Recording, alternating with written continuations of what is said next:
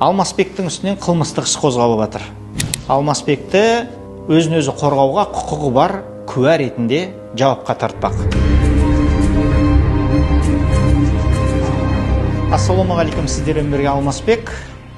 Өздеріңіз білесіздер, біраз уақыт болды, үстімнен іс қозғалды. Енді мен даудамай жасамай-ақ қояйын, бәлкім өзі жөнімен реттелер деп біраз уақыт шыдамдылық, төзімдік таныттым.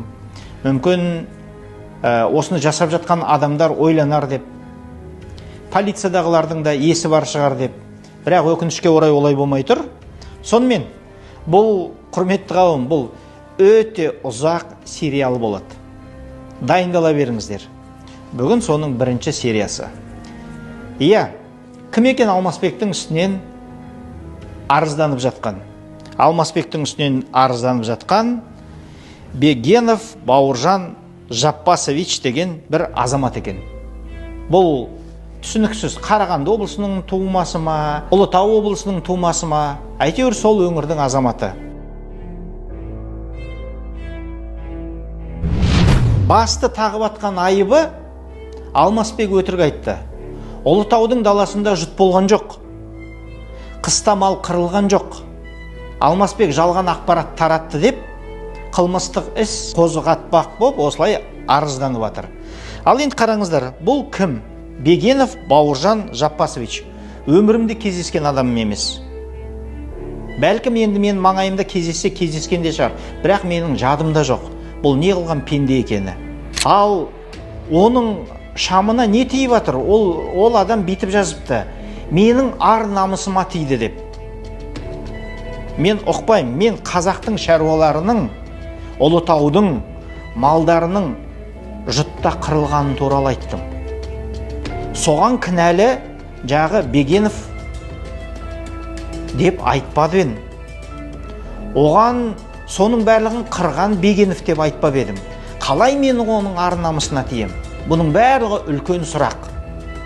Осы орайда бір қызықты айтайын. Бұл Бегенов деген, мен оны білмеймін, қайда тұрады, не қылған адам. Менің қайда тұратынымды біледі екен. Расын айту керек, бұл елдің алдында жүргеннен кейін досың бар, дұшпаның бар, өзіңнің жеке тұрағыңды, үйіңді, басқаны ешкімге көрсетпеуге тырысасың. Әртүрлі ойлар болмасын, сөз ермесін деп. Менің де отбасым бар, отбасымның тыныштығы ол маған маңызды, әрбір азамат сияқты. Сөйтсек, мына Бегенов деген мырзаға біреулер менің Астанада тұратын мекен жайымды беріпті. Бірақ мен ол үйде тұратынымды тіпті менің командам білмейді. Себебі ол менің үйім емес. Менің атымдағы үй емес. Менің ағайын туғанымның атындағы үй емес. Соны авария болып, ана өзінің арызында өзінің адресінің орнына менің мекен жайымды жазып жіберген ғой.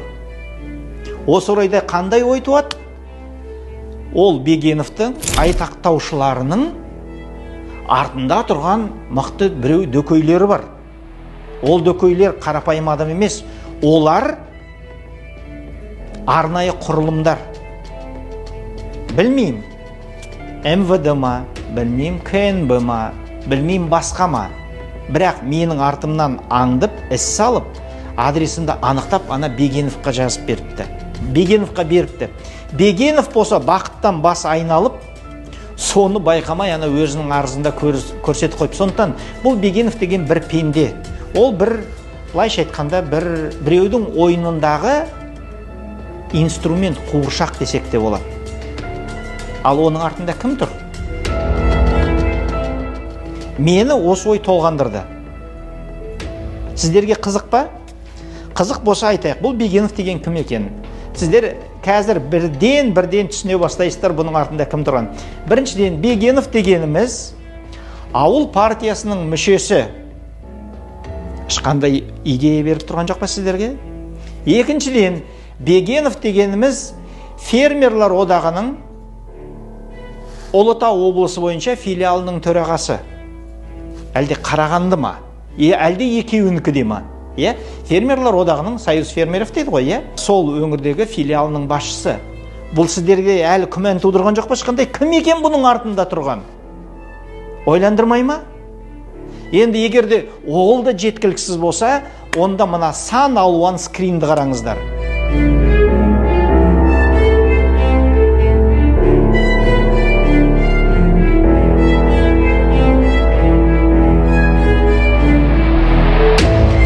Бұл скриндарында Бегенов Бауыржан ләппәй тақсыр деп кімге комментарий жазады екен?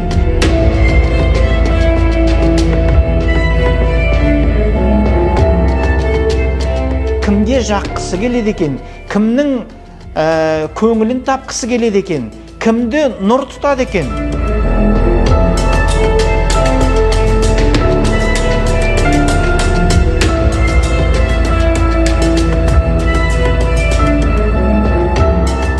Ал, сонымен құрметті қауым, сіздерге сұрақ қалды ма? Кім екен бұл Бегеновқа Алмасбектің сыртынан арыз жаздырушы деп ойлайсыздар? Комментарийға жазыңыздаршы.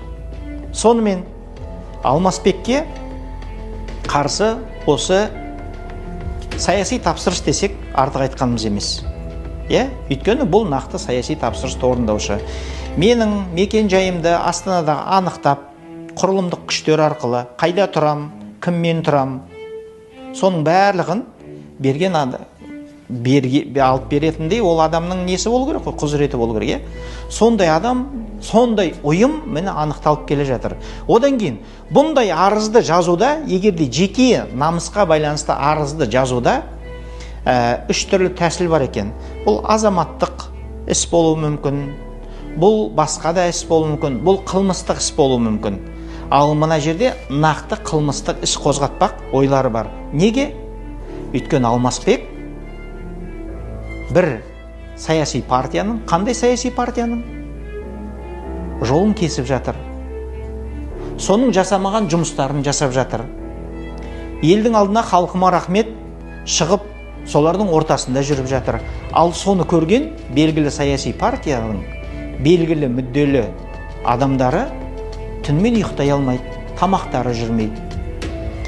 Мен бұның барлығын бәлкім кешірерdim, бірақ бір кешірмейтін дүнием бар. Осыны ұйымдастырған адамдар, ана полицияға тапсырыс беріп, мен бұны оларға ешқашан кешірмеймін. Менің балаларыма, менің қыздарыма телефон соғып, мен туралы сұрақтар қойыпты. Менің балаларыма хабарласып, мен туралы сұрақ қоятындай ешкімнің қақысы жоқ.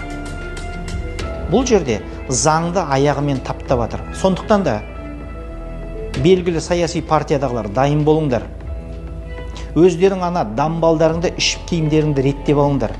Енді сендердің бұттағы дамбалдарың қазір жалауға айналады. Мен сендердің отбасыларыңа ешқашан тиіскен емеспін. Мен сендердің жеке бастарыңа ешқашан өткен емеспін. Сендер маған қылмыстық іс қозғап,